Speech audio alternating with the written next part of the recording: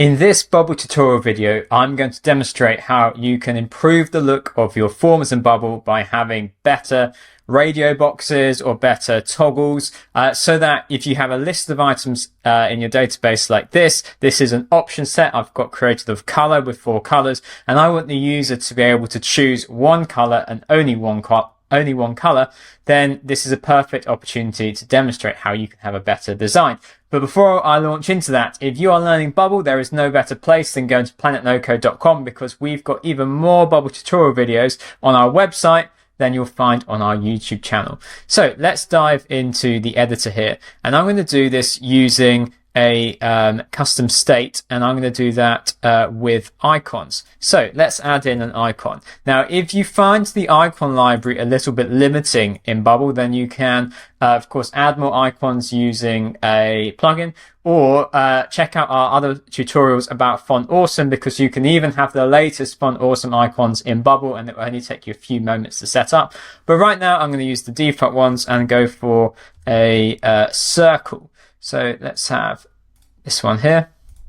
I'm going to make it a bit bigger, and I'm going to center it and add a little bit of padding, margin rather, to the right. There we go. So let's just preview that and see what difference that makes. So it's going to be repeated across our repeating group. And now I basically need to set up a workflow to say when it is clicked, I want to change the look of the input. So I can go ahead and say add workflow, and I'm going to go ahead and say that this sets a state. Now, custom states are a great way of temporarily holding data. Nothing is saved to the database, which means that if the page refreshes, then all the form data is lost. Now, if you can live with that, as in many cases when you're building a form, then that's fine. And just to show you how I've created this custom state for this demo is I'm on the page. You can see from the inspector element tree up here, and I click on the eye icon at the top, and let me just create it from scratch. So I go create new custom state, and I'll say selected color, and click create. Now, I've done this on the page. You can create a custom state on basically any element on the page, but I find it easy just to keep them all together. That way I don't lose track of where I've created them. So back to the workflow.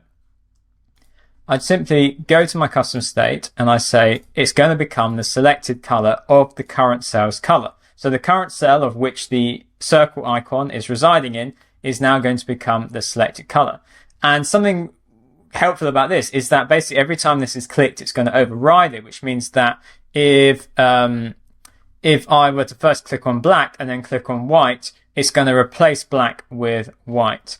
But I only want this to happen if it isn't already the current color. So I'm going to go into here and say selected color is not current cell's color. Now I need to give some visual feedback, because if they click on the circle, they're going to expect something to happen. And also, I've just noticed that my circles are not looking as they should. Wonder why that is. Let's get rid of that.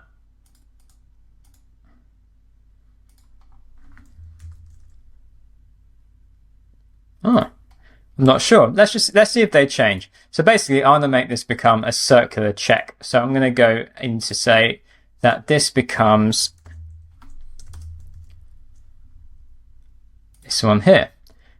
When? Well, it becomes when our custom state color is the cell's color. So again, we refer to our custom state is current cell's color. And notice that I'm not doing custom states display. I'm not trying to match together two bits of text like the word white or the word black. I'm just doing it directly with the option set, and that is by far the better way to do it, because you're going to reduce the chance of having any typos in there, because you just say match these two items in the database. So that gives us some feedback. So let's click preview and see what happens here. And so I click on it, and it changes. Now, there's one thing we've not accounted for here, and this really depends on the UX, the user experience you want to give with your form, which is if I click black and then I think, actually, I'd rather not answer this question, and I keep clicking on black, nothing's going to happen. So I need to add in a second workflow. And to do that and to make it really quick, I'm going to copy and paste our existing one.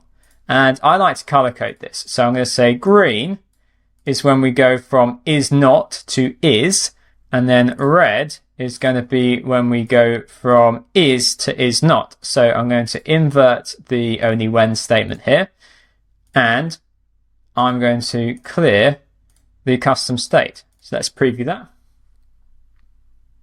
So now if I click on black, click on white, it's all working. But then if I click on red again, it clears it out. So there you have it. That is how you can use custom states and you can use icons to improve the look of and really add some customization to the look of forms that you build in your Bubble app.